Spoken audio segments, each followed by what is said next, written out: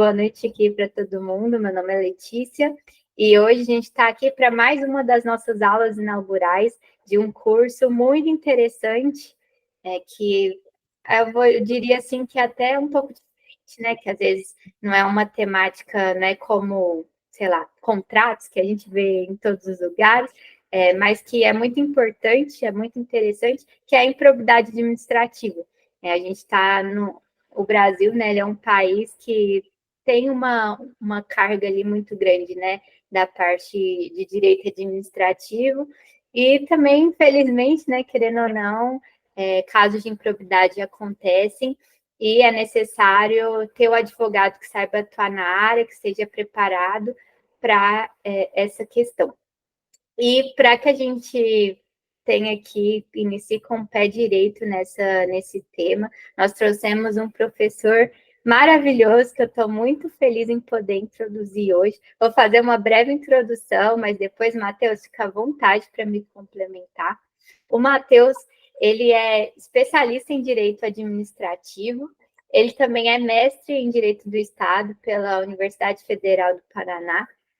Ele é membro do Instituto Paranaense de Direito Administrativo, é advogado na área, está participando da Comissão de Gestão Pública, Transparência e Controle da Administração na OAB de Paraná também, e da Comissão de Direito Administrativo Sancionador do Instituto Brasileiro de Direito Administrativo. Então, estamos aqui com uma pessoa que vive o direito administrativo, que respira isso todos os dias, que tem aí uma formação extensa, tanto profissional quanto prática nessa área, e que fez um curso maravilhoso. Eu já pude ter acesso às aulas do Matheus, posso falar, indico para todo mundo que assista, que se aprofunde no tema. Mas, Matheus, não vou me prolongar muito aqui, vou te deixar apresentar. Eu queria só passar o recado para todo mundo que está aqui. Quem tiver alguma pergunta, levanta a mão. Pode levantar a mão que a gente vai passar a palavra, ou se não puder ligar o microfone, manda no chat que a gente também vai estar fazendo a leitura no momento mais oportuno. E vamos começar. Matheus, fica bastante à vontade. Muito obrigado, Letícia. É um prazer estar aqui com vocês hoje, aqui para a nossa plateia virtual e para quem depois vai assistir. Para mim é uma grande satisfação poder compartilhar experiências, né, e também aprender com vocês, aprender com esse diálogo. E eu estou muito feliz de poder ter contribuído, gravado esse curso que foi pensado tanto para quem não tem nenhuma noção do que é a improbidade administrativa, mas também para quem quer já começar, digamos, a atuar amanhã na área.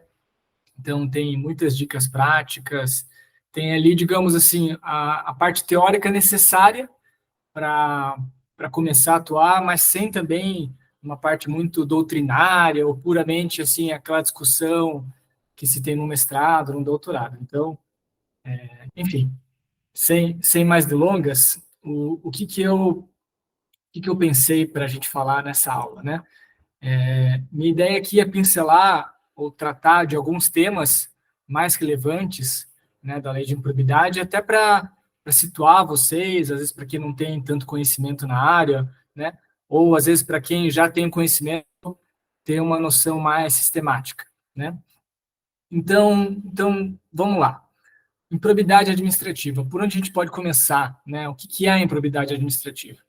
Então, começando sempre pela Constituição, né, vocês podem consultar na Constituição, no artigo 37, inciso 4º, em que ali vai estabelecer, eu vou pedir permissão para ler para vocês, que vai falar assim: os atos de improbidade administrativa importarão a suspensão dos direitos políticos, a perda da função pública, a indisponibilidade dos bens e o ressarcimento ao erário, na forma e gradação previstas em lei, sem prejuízo da ação penal cabível. Muito bem. Então, a gente consegue entender o que é improbidade a partir da Constituição?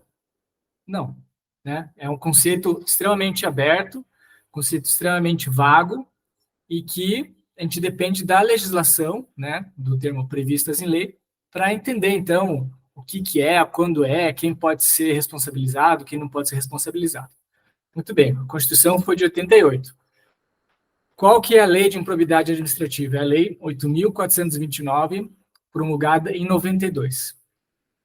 Então, o que a gente pode perceber nesse momento? Claro, 92 é um tempo, parece muito distante, né? Mas 92, se vocês forem avaliar, qual que era o momento que o Brasil vivia? O momento de redemocratização, né? Então, saímos ali da ditadura militar, redemocratização, eleições, e em 92 nós tivemos um caso de corrupção muito forte, muito impactante, que desviou assim milhões e milhões de dólares, né? Milhões e milhões de dólares, que inclusive era o caso do PC Farias, que inclusive foi terminar no impeachment do Collor, né? Então, para quem lembra ali um pouco de história, o presidente foi impeachmentado. E então, em 92, diante de todo esse contexto, veio a Lei de Improbidade Administrativa. Então, essa Lei de Improbidade Administrativa, ela veio regulamentar o que estava previsto na Constituição e estabeleceu ali quais seriam as hipóteses, quais seriam as sanções, quem teria competência para ajuizar uma ação de improbidade administrativa, enfim, ali estabeleceu os seus requisitos, né? Então, essa lei, ela foi uma reação, né, uma reação do Brasil, também, claro, tinha todo o contexto que o Brasil assinou tratados internacionais para combater a corrupção, né, é um problema grave que atinge não só o Brasil, mas o mundo inteiro, né? Então, essa lei foi, então, promulgada, como eu explico no curso, né, a gente fala ali as minúcias de cada lei, mas, basicamente, tanto o Ministério Público como a entidade lesada, ela poderia ajuizar uma ação de improbidade. E aqui é importante a gente ter em mente, para que serve uma ação de improbidade? Né? Ela serve para combater uma irregularidade? Ela serve para um abuso de autoridade? Ela serve para ressarcir ao erário? Me parece, e olhando para a própria Constituição, que a ação de improbidade, ela é focada em situações muito graves que vão implicar na suspensão dos direitos políticos, né? Então, um prefeito, ele vai ser impedido de se candidatar, vai ser impedido de exercer um cargo que é tão valioso na nossa democracia, né? Digamos assim, as bases da nossa democracia é a participação popular, né? A participação política, perdão. Então, uma sanção que vai retirar, vai impossibilitar você de participar da política, é uma sanção extremamente grave. Assim como a perda da função pública. Não sei aqui quantos estão estudando para concurso, mas digamos que vocês estão lá estudando por anos e anos, talvez uma década, conseguem ingressar na magistratura, por exemplo, ou no Ministério Público. Vocês podem perder, mesmo depois da vitalicidade, né, depois ali dos 3 anos, vocês podem perder o cargo por conta de uma sanção e uma ação de improbidade administrativa. Então, vocês conseguem ter aqui uma noção da gravidade que pode ser essa ação, né? Não é uma ação qualquer. Então, o que aconteceu de 92 para cá, né? Estamos aí falando de quase, passados 30 anos, né? Passados 30 anos. O que aconteceu? Uma banalização da lei de improbidade administrativa. O que a gente acabou vendo? A Câmara dos Vereadores era a oposição do prefeito. Então, o que a Câmara fazia? Ficava buscando qualquer irregularidade, qualquer coisa que pudesse ser utilizada, o quê? Para denunciar para o Ministério Público, ou às vezes para o próprio procurador do município, para que o município, então, ou o Ministério Público ajuizasse uma ação de improbidade administrativa, pedindo muitas vezes o quê? O afastamento do prefeito. Então, o prefeito estava exercendo seu mandato, de repente, uma liminar, e nós vamos falar dos problemas que tinha nessas liminares, era afastado. Aí, era afastado, entrava o vice, judicializava, agravo de instrumento, depois voltava, e era uma confusão, né? Isso é a mesma coisa nas outras esferas, né? Esferas estaduais, um pouco menos na esfera federal. Então, nesses 30 anos, pode-se dizer, assim, sem sombra de dúvida, que, em muitos casos, a ação de improbidade ela foi banalizada. Então, havia uma irregularidade, vamos supor, uma dispensa indevida de licitação. De fato, talvez ali por não ter o conhecimento, aquele servidor achou que podia dispensar ou que não precisava fazer licitação, e aí depois viu-se que, na verdade, era necessário. Mas não necessariamente esse servidor ele tinha um esquema de corrupção com as empresas. Pode ser que sim, mas não necessariamente. Muitas vezes era uma própria falta de conhecimento. E a gente tem que lembrar que o Brasil é um país continental. Nós temos municípios como aqui de Curitiba, que tem uma procuradoria, setores consultivo, contencioso, especializados em direito administrativo, especializados em direito ambiental, né? Podemos pensar qualquer capital, mas a gente também tem municípios que tem um procurador, às vezes, né, não com conhecimento muito aprofundado de direito administrativo, né? Então, são muitas as dificuldades e a lei acabava punindo muitas vezes aquele administrador que não tinha um conhecimento apurado, ou que às vezes não tinha prestado atenção no que ele estava fazendo, não necessariamente porque ele era ímprobo, mas porque ele tinha essa deficiência. Então, o que é importante vocês terem em mente quando pensarem em improbidade administrativa? É uma ação grave, e ela é uma ação que não está voltada para corrigir uma ilegalidade, né? Vocês podem imaginar que quando tem uma licitação, tem um pagamento, os tribunais de contas, sejam os tribunais de contas do Estado, seja o Tribunal de Contas da União, ele já tem um papel fiscalizador. Então, ali, os agentes de controle, eles vão analisar a licitação, vão analisar os documentos, eles vão identificar essas irregularidades, né? E vão aprovar ou desaprovar as contas. Então, a função de fiscalizar as contas é do Tribunal de Contas, é do Ministério Público, não é a principal função da ação de improbidade. Assim como também não é a principal função o ressarcimento ao erário. O ressarcimento erário, por exemplo, pode ser obtido através de uma ação civil ordinária que não necessariamente vai pedir essas sanções de suspensão de direitos políticos, a perda da função pública.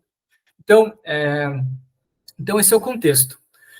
E outra grande questão da lei de improbidade é que, como vocês podem... Vamos dar um exemplo aqui, né? Vamos tomar um exemplo de uma empresa, né, que tem um grande porte econômico, e ela vai lá e oferece vantagens indevidas, oferece dinheiro, oferece outros bens para o agente público ou dispensar a licitação, ou, por exemplo, direcionar a licitação. Isso mesmo hoje, isso é possível. Como você faz isso? Você limita em critérios técnicos, e aí você reduz a participação de muitas empresas. E isso muitas vezes acaba passando de uma forma disfarçada, de uma forma em que aparentemente é do interesse público. Muito bem. Então, essa empresa vai lá e, digamos, corrompe, e aquele agente público também participa do esquema, e essa empresa, ela ganha a licitação, né? Isso vai ser punido apenas pela lei de improbidade? O que vocês acham? Não sei se vocês estão me ouvindo aqui. Vocês acham que vai ser punido apenas pela lei de improbidade ou por outras leis também? Se alguém quiser falar. Bom, não vai ser apenas pela lei de improbidade, né? Então, o mesmo fato, ele pode ser tipificado pela lei de improbidade, ele pode ser tipificado pela lei penal, ele pode ser tipificado pela lei anticorrupção também, por exemplo, que é uma lei que também ela se aproxima da lei de improbidade, mas ela é voltada para punir apenas pessoas jurídicas, né? Aqui na improbidade administrativa, a lei, sobretudo, ela é focada no agente político, né? Então, não pode ter apenas uma empresa ou apenas um particular numa ação de improbidade administrativa. Isso já tem jurisprudência consolidada. Sempre tem que ter um agente político em coparticipação com um particular, né? Então, essa é apenas uma breve diferença. Peraí que acho que alguém comentou. Caso não me engane, se enquadra em relação civil e criminal. Exatamente. Então, você está correta. Então, o mesmo fato ele pode ser enquadrado em várias esferas, em várias em várias tipificações do direito, né? No direito criminal, no direito penal, no direito civil e aí na improbidade administrativa. E aí, como que fica a questão que é um princípio basilar, né, do ordenamento jurídico, que é proibição do non bis in idem, né, que ninguém pode ser punido duas vezes pelo mesmo fato. Esse é um problema que a gente está tentando equacionar, né? Mas, ao mesmo tempo,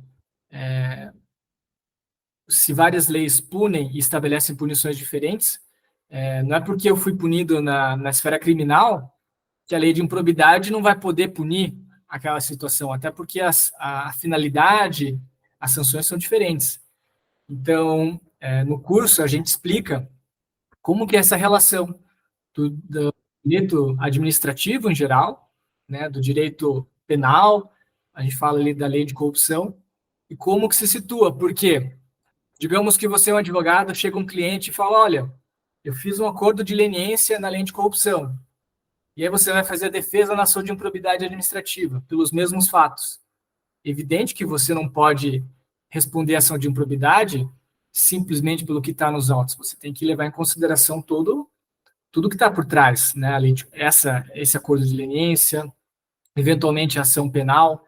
Então, para quem quer atuar com improbidade administrativa, com quem pretende, né, estudar, constantemente você vai estar estudando direito penal, porque, claro, você não precisa ser um criminalista, mas você precisa ali ter conhecimentos básicos, porque isso vai interferir na atuação, isso vai interferir na estratégia daquele caso, né? Então, a improbidade administrativa, ela é um pouco complicada por isso também, porque às vezes fica numa área cinzenta. Então, dando aqui um exemplo, uma das sanções na lei de improbidade é a multa, né?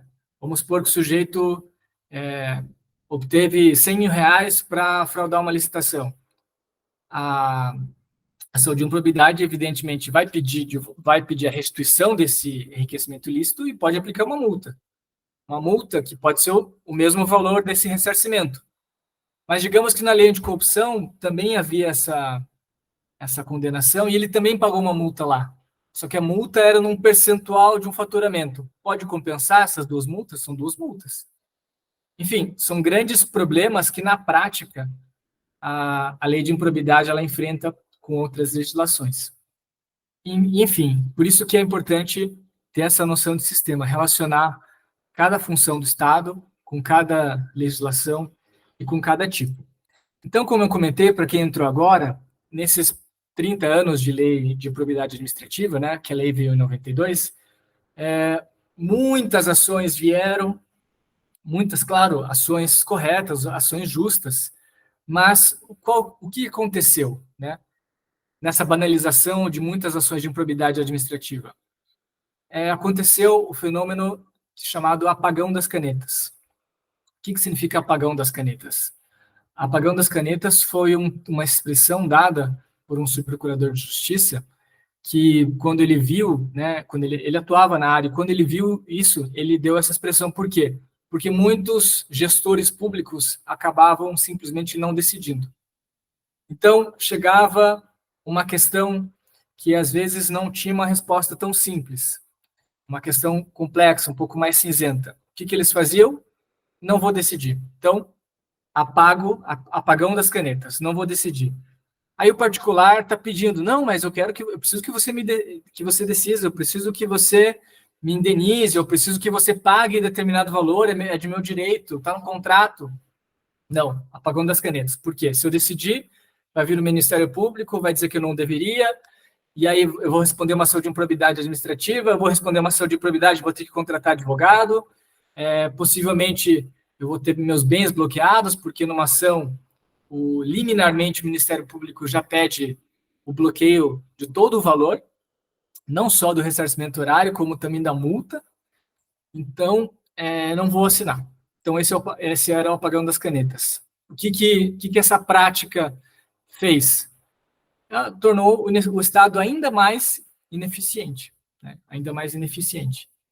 Então, é claro que é preciso identificar os esquemas de corrupção, os esquemas de desvio, é preciso punir aquele agente público que ele age em desonestidade, que ele não tem zelo com a coisa pública, porque, afinal de contas, né, a coisa pública ela é custeada por todos nós. Né? Então, é preciso ter uma seriedade, é preciso ter um zelo muito maior. Porém, um hipercontrole também ele é muito ruim para o próprio funcionamento do Estado. E então, qual foi a resposta disso? A resposta foi, como vocês devem ter imaginado, ou devem ter ouvido falar, que é na lei de 2021, 14.130, que alterou a lei de improbidade administrativa. E essa lei de improbidade, vocês podem se perguntar, mas essa lei, ela foi uma lei da impunidade? Porque muitos promotores, muitas pessoas do Ministério Público disseram, quase que numa visão maniqueísta, né? Não, essa lei é a lei da impunidade. Ela vai tornar muito mais difícil a ação de improbidade administrativa, vai favorecer, vão prescrever as ações, as sanções, e não vão ser punidos os agentes públicos e os particulares envolvidos. Na verdade, como a gente vai ver no curso, né, como já foi gravado, a lei ela estabelece um prazo, por exemplo, muito maior de prescrição do que o anterior. Assim, em breve resumo, antes a lei estabelecia 5 anos. Agora a lei está estabelecendo 8 anos. Então, é um prazo muito maior. Gente, 8 anos para, como eu estava dizendo, essa nova lei ela aumentou o prazo prescricional. Né? Antes que era de 5 anos, agora é de 8 anos. E 8 anos é muito tempo para o Ministério Público conduzir uma investigação e ajuizar uma ação de improbidade. Né? É um tempo mais do que suficiente. E mesmo com a alteração da prescrição intercorrente, né, o que é a prescrição intercorrente? Você tem um prazo prescricional para ajuizar a ação, né? Então você tem esse prazo de 8 anos, e aí, especialmente no direito tributário, também no direito civil, existe a prescrição intercorrente, né, que é quando você deixa de praticar, deixa de impulsionar aquela ação, e aí passa muito tempo com o processo suspenso, ou o processo não caminha por conta da sua inércia, por culpa do próprio autor. Né? Então, isso é a prescrição intercorrente, falando aqui bem brevemente. A nova lei estabeleceu que pode acontecer a prescrição intercorrente. E o que ela estabeleceu? Da petição inicial até a sentença, não pode passar 4 anos. Então, o juiz de primeiro grau ele tem 4 anos para receber a inicial, para fazer a citação, para impulsionar ali a produção de provas e para proferir a sentença. Tem 4 anos. Se passar 5 anos, por exemplo, se passar 4 anos e um dia, prescreveu. Ou seja, toda aquela ação não pode mais prosseguir. Aqui tem um detalhe, né? Não pode prosseguir com as sanções de improbidade administrativa, mas o Supremo Tribunal decidiu no tema 897 que o ressarcimento ao erário é imprescritível, desde que seja praticado com dolo. Então, se tiver dolo, por exemplo, aí a ação vai continuar, ainda que tenha ocorrido a prescrição intercorrente. Mas, enfim, 4 anos, então, para proferir a sentença, depois 4 anos entre a sentença e o julgamento no Tribunal de Justiça, então, em segunda instância, também não pode passar 4 anos, o que é um tempo bem razoável também, né? E, da mesma forma, com recurso especial extraordinário no STJ, no STF. Então, a lei não estabeleceu aqui prazos irrazoáveis, inclusive, no momento do tema 1199, no Supremo Tribunal Federal, que analisou justamente o impacto dessa lei nos processos em curso, houve toda uma mobilização dos ministérios públicos, e, em média, a duração de cada fase não demorava mais do que 4 anos. Então, é um prazo extremamente razoável. Né? Mas, como eu estava dizendo, essa lei ela foi uma reação a todo esse estado de coisas e como estava, na prática, funcionando as ações de improbidade administrativa. Então, isso a gente fala no curso, né? Mas o que a lei, a gente pode pincelar algumas alterações, né?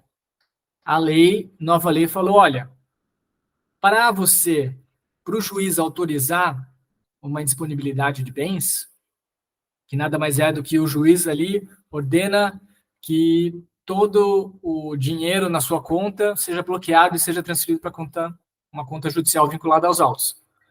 Você tem um carro seu carro é bloqueado, você não pode mais aliená-lo. Você, enfim, quaisquer bens que você tenha, eles podem ser indisponibilizados. Então, o que a nova lei falou? Não, primeiro você vai ter que ouvir o réu, antes do juiz decretar essa disponibilidade. Por quê? Porque o réu ele tem que ser dado a oportunidade de se explicar. Fala, não, isso aqui é um mal-entendido, ou não, isso aqui não é o que o Ministério Público está dizendo, aqui os documentos não teve dano ao erário, não teve ilegalidade. Né? Então, essa foi uma das alterações da lei de improbidade administrativa. Outra coisa que a lei alterou, a questão do valor. Por quê? Vamos supor, e isso é bem comum, tá? Ações de improbidade de milhões de reais. Por quê? Se você considerar uma licitação de construção de obra pública, né, facilmente você chega ali em dezenas de milhões de reais. O que o Ministério Público falava? Não, a licitação dessa obra foi fraudada, então todo o valor do contrato administrativo teve dano ao erário. E aí, mesmo que a obra tivesse sido concluída, digamos, está lá a escola que foi construída, está lá a ponte que foi construída, mesmo assim o Ministério Público pedia a disponibilidade dos 20 milhões, que podia alcançar muito mais do que 20 milhões. Sabe por quê? Porque não havia um limite. Então, cada réu respondia com esses 20 milhões. Então, disponibilizava 20 milhões da empresa. Digamos que o prefeito tinha ali 1 milhão de patrimônio, disponibilizava 1 milhão. Ah, não, mas já ultrapassou 20. Não tinha essa limitação. Então, às vezes tinha muitos réus e o total indisponibilizado era muito superior a 20. Às vezes chegava ao dobro, o triplo. Então, a lei de improbidade falou, não, a disponibilidade tem que estar limitada ao ressarcimento erário e não pode passar disso, né? Por uma questão lógica. Que mais? A nova lei de improbidade, ela veio exigir requisitos que realmente são difíceis, né? Porque quando a gente trata de um esquema de corrupção, claro, existem esquemas que são muito simplórios, né? Existem esquemas ali de adulterar, de forjar uma data, de forjar ali um processo licitatório, mas existem esquemas que são mais rebuscados e nem sempre é difícil individualizar o que cada pessoa fez. Então, o que a lei de improbidade ela exige? Não, na petição inicial tem que estar individualizado o que cada pessoa fez. Então, o gerente da empresa ele fez a proposta de enriquecimento ilícito para o agente público. O agente público ele aceitou essa proposta e ele direcionou a licitação em tal sentido. O prefeito ele também recebeu a proposta, aceitou e ele tomou tal atitude. Parece óbvio, ou parece pouco dizer que a petição inicial tem que apontar o que cada um fez, né? Vamos lá, não é uma exigência desarrazoada, né? Lembrando que aqui da gravidade das sanções. Só que as ações de improbidade, gente, elas vinham assim, fulano, ciclano, beltrano, tal, forjaram a licitação. Então, digamos que você seja advogado do Beltrano. Como que você se defende? Como que, na verdade, nem a própria acusação está individualizada para o teu cliente, porque 5 pessoas fizeram genericamente aquele ato, ou como que cada pessoa se organizou, o que cada pessoa fez. Então, muitas vezes, as ações de improbidade eram assim, eram extremamente genéricas, e o juiz também decidia de forma genérica. E aí, muitas vezes, um servidor que tinha participado numa comissão de licitação, às vezes ele era um inocente, estava lá porque foi designado, ele se vê no bolo da corrupção, se vê no bolo e acaba respondendo, perdendo todo o seu patrimônio que ele construiu durante a vida inteira dele. Então, a nova lei ela exige isso, essa individualização da conduta, né? E isso exige, claro, do Ministério Público e das pessoas jurídicas que elas tenham que dissecar o que cada um fez, né? Mas, claro, como fala ali no curso, existem várias formas que o Ministério Público tem para investigar os fatos. Ele pode requisitar informações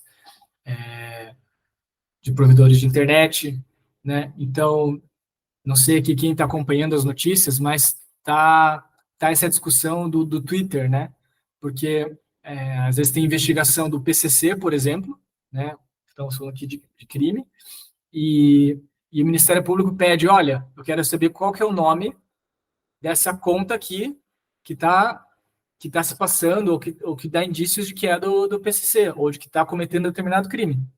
E o Twitter fala, não posso passar. Não estou obrigado a passar. Então, existem essas discussões que são muito atuais e polêmicas, e a gente fala isso no curso, de quais são os limites, quando que precisa de autorização judicial. Então, por exemplo, para fazer uma interceptação telefônica, precisa de autorização judicial. O Ministério Público tem que pedir para o juiz, e aí ele vai autorizar, você vai poder interceptar aquela ligação e descobrir, por exemplo, como funcionava o esquema, ou qual era a participação de cada um. Então, isso é uma alteração da nova lei. O que a lei também ela estabeleceu? Alguns limites e proporções para cada ato, né? Então, ela tirou a solidariedade de que muitas vezes era aplicado. Então, porque a empresa culpada, aquele servidor que participou da comissão, ele é igualmente responsável. Não. É evidente que aquela empresa teve um proveito econômico muito maior e ela não pode receber a mesma sanção de que uma pessoa que teve uma menor participação. Enfim, são questões de proporcionalidade, digamos assim, mas que na prática não eram observadas. Eu aqui, faltam 20 minutos mais ou menos, né, Letícia? Eu abro aqui ou pergunto se vocês têm algum comentário, alguma dúvida, alguma observação sobre corrupção, sobre improbidade administrativa, alguma curiosidade, eu fico aqui à disposição. Pessoal, fiquem bastante à vontade. Se alguém tiver alguma dúvida, basta levantar a mão aqui no chat para fazer, ou também, se preferirem, pode mandar aqui no chat. Matheus, queria te fazer uma pergunta para iniciar. A gente vê grandes casos rolando na TV, né? Que geram bastante impacto, todo mundo fica sabendo. Mas no dia a dia, o que mais acontece? Assim, o que são casos comuns de improbidade que rolam mesmo, que o advogado acaba conseguindo ter acesso mais fácil, né? Uhum. Ali no escritório eu também já atuo há muitos anos com essas ações, né? Então eu vou dar aqui alguns exemplos. Claro, eu não tenho problema nenhum em falar desses casos, porque eu não estou aqui falando o nome, não estou identificando nenhum desses casos, né? Mas vamos lá. Acho que uma hipótese muito comum, e isso a gente fala no curso, né? Quem tiver curiosidade, eu vou até abrir aqui na lei o inciso, só um instante. Aqui, ó. Quem puder abrir, eu vou copiar aqui, na verdade, o texto no chat, que aí fica mais fácil. Ó, gente, então, o artigo 9 vai tratar das hipóteses de enriquecimento ilícito, né? Basicamente, nós temos enriquecimento ilícito, dano ao erário e violação a alguns princípios e alguns deveres, né? Então, enriquecimento ilícito é quando eu recebo, enquanto um agente político, por exemplo, um agente público ou um agente político, eu recebo uma vantagem para agir de alguma forma, né? Isso não necessariamente vai causar um dano ao erário, né? Por exemplo, eu posso direcionar uma licitação e essa licitação tem um vencedor, essa empresa vai lá, cumpre o objeto do contrato, digamos que o preço que essa empresa fez estava na média do mercado, então estava na média do mercado, foi cumprido aquele contrato, não tem dano ao erário, mas eu, enquanto agente público, eu me enriqueci, porque eu recebi uma vantagem, ou às vezes eu prometi uma vantagem. Então, isso, obviamente, não é tolerável no nosso ordenamento. Então, é uma hipótese de enriquecimento ilícito. Então, esse inciso aqui está nessa hipótese do artigo 9. E ele fala assim, né? Adquirir para si ou para outrem em razão aqui do emprego público, da função pública, né? Em razão deles, bens de qualquer natureza, e aí aqui ele tem uma redação bem ampla, né? Aí ele fala assim, cujo valor seja desproporcional à evolução do patrimônio ou à renda do agente público. Então, o que é isso? Inclusive, eu trouxe um exemplo prático no curso, que era de um policial militar. Um policial militar do Rio de Janeiro, ele ganhava, ali no início dos anos 2000, algo em torno de R$ 2.000, tá? E ele tinha uma Toyota Hilux, que era um pouco, não era zero, mas ele tinha uma Toyota Hilux. Ele tinha participações societárias em 2 empresas e ele tinha um terreno de, salvo engano, 200 metros quadrados. Então, como que isso, é até curioso como isso chegou ao conhecimento ali da Corregedoria do Ministério Público. Ele tinha uma disputa com o vizinho, e aí, nessa disputa com o vizinho de território, ele, não, meu imóvel começa aqui, não, seu terreno começa aqui.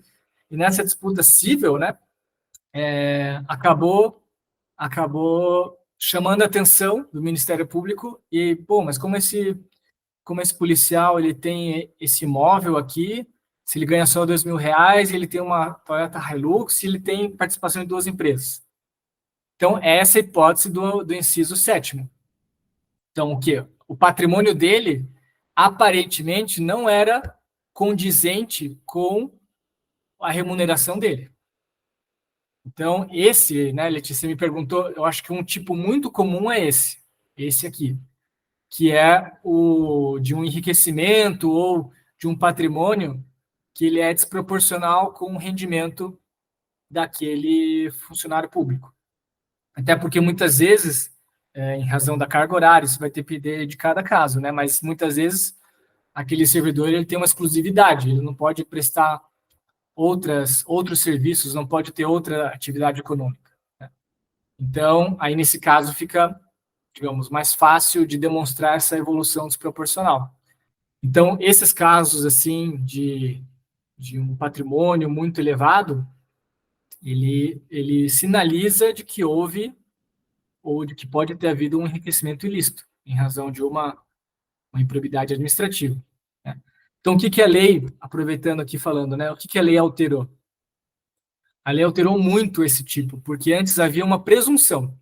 Então, se você identificava que um determinado funcionário público tinha uma Ferrari, aquela Ferrari não fazia sentido com a remuneração, a presunção é de que você tinha cometido um ato de improbidade administrativa, né? Então, aquela lógica de quem acusa tem que ir lá, aqui era em partes, porque não se exigia essa relação, esse nexo de causalidade. Claro, aí aqui era o contrário. Aí aqui o servidor público tinha que provar a sua inocência. Ele tinha que provar como que ele conseguiu aquela Ferrari. Não, foi uma herança. Não, aconteceu isso, isso e aquilo, né? Então, para vocês aqui terem uma noção de que as ações de improbidade não são simples. A gente pensa assim, não, quem acusa tem que provar. As pessoas são inocentes até que se prove o contrário, mais ou menos, né? Mais ou menos. Então, esse é um caso comum.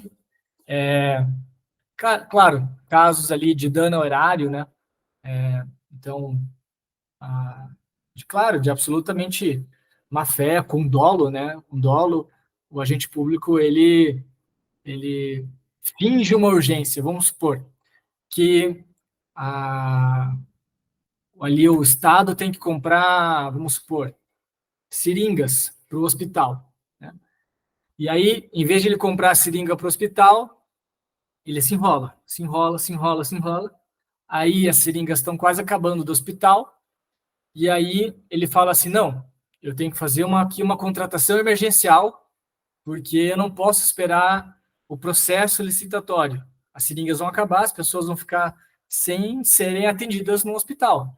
Então, obviamente, aqui é um caso de emergência, preciso contratar sem licitação. Então, isso que era o caso de emergência fabricada.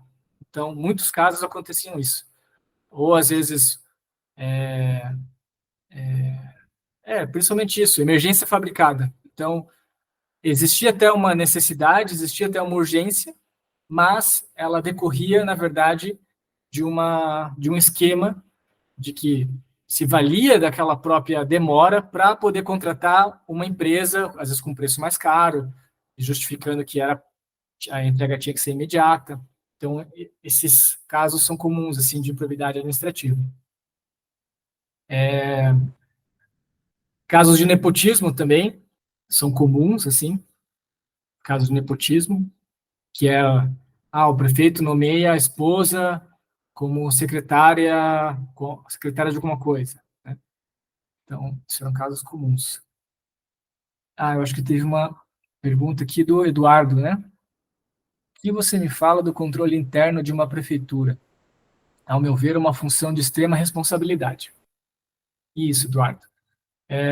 Eu não sei se você tinha chegado no começo da aula, acho que não, né? Mas eu falei um pouco disso. Então, nós temos no ordenamento, assim, como que o Estado ele controla a prefeitura, né? Aqui no seu caso concreto.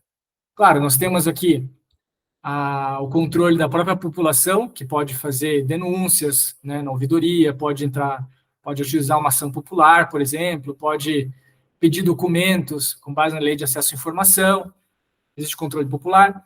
Existe o controle do Ministério Público também, que ele pode, a partir de às vezes até alguma reclamação ou denúncia de um particular, começar a investigação de algum fato, né, uma notícia de fato ou um inquérito civil. Então, o Ministério Público tem essa função também. Os tribunais de contas também têm uma função, talvez uma das mais importantes, porque eles têm todo o conhecimento técnico, todo o conhecimento orçamentário, todo o conhecimento contábil, e cada licitação é fiscalizada depois por eles, né, que vão aprovar ou não aquela conta.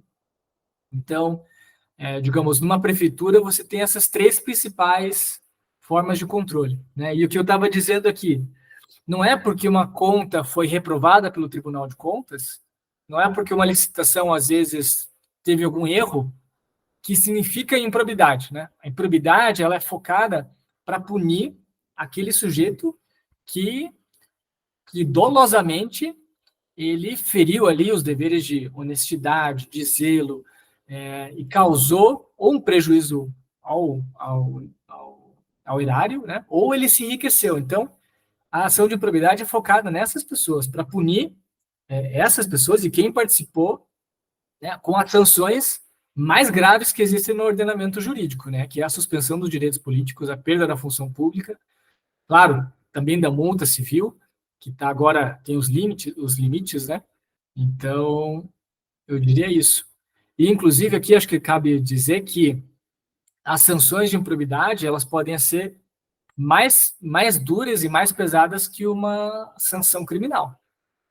Então, por quê? Às vezes, num homicídio, se é um homicídio culposo, eu tenho um réu primário, às vezes, na prática, a pessoa nem é presa, né? Nem passa um dia na prisão. E, numa ação de improbidade, você pode perder o seu cargo. Você era procurador municipal, concursado, tinha estabilidade, tinha ali sua aposentadoria garantida, você perde. Simplesmente você tem que procurar outro meio de se sustentar, né? Da mesma forma, quando você é um político, né? Você recebe uma sanção de suspensão dos direitos políticos e aí, combinado com a lei da ficha limpa, praticamente acabou sua vida política. Acabou sua vida política. Você só vai poder se candidatar ou poder votar quando você, dependendo da idade da pessoa, quando já for um idoso. Assim. Então, são muito graves as sanções e também, para quem atua, né, obviamente, os custos de você fazer uma defesa, né, os honorários são maiores do que uma ação civil comum, né? Também justamente por conta dessa gravidade. Bruna Maria, perdão. Qual a diferença de improbidade administrativa para peculato? Eu sempre me confundo. Então, Bruna, pode acontecer de uma ação, omissão, ser peculato e também ser probidade administrativa. Elas podem ser a mesma coisa, né? Elas podem ser a mesma coisa. Tanto é que aquele mesmo fato pode ser punido no crime e também ser punido na ação de improbidade administrativa. E aí tem um dispositivo na lei de improbidade administrativa que fala que se tiver uma sentença acho que eu vou até abrir aqui o dispositivo, porque fica mais fácil aqui de falar para vocês.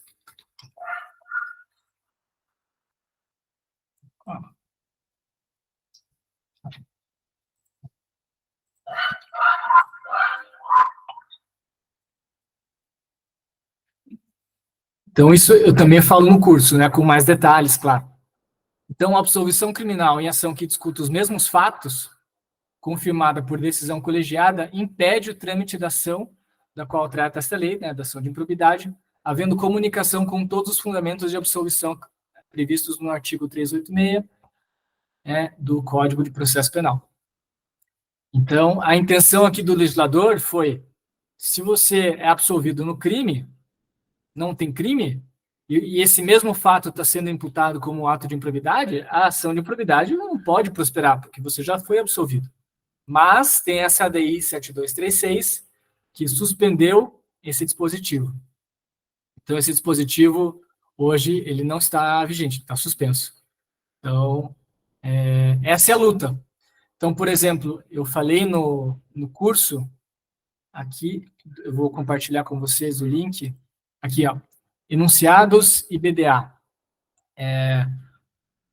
Acho que vocês já devem ter ouvido falar, o STJ fazia enunciados em processo civil.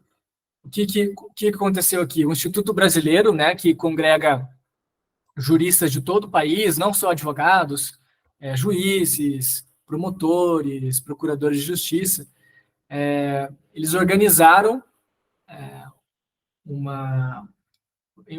grupos de trabalho, né, diferentes grupos de trabalho, e aí as pessoas submeteram enunciados, e esses enunciados foram analisados, discutidos em várias reuniões, houve uma votação em cada grupo de trabalho, e depois esses enunciados eles foram submetidos ao plenário, que aí participaram todos ali os membros, e aí então foram aprovados esses enunciados aqui, são 39 enunciados sobre os mais diversos temas de ação de improbidade. É bem legal porque todos esses enunciados aqui são temas polêmicos, né? Temas polêmicos que você vai encontrar na prática no dia a dia da advocacia ou no dia a dia de quem lida com essas ações. Então, aqui tem enunciado sobre essa questão da absolvição, mas, como eu falei para você, esse dispositivo está suspenso. Mais alguém tem alguma pergunta, algum comentário, alguma curiosidade? Agora é o momento. Exatamente, pessoal. Quem tiver alguma dúvida... Não se acanhe. Então, fica à vontade. Imagina. Bom, pessoal, se ninguém tiver nenhuma dúvida, a gente está encerrando a nossa horinha aqui. Acho que a gente pode ir ficando por aqui.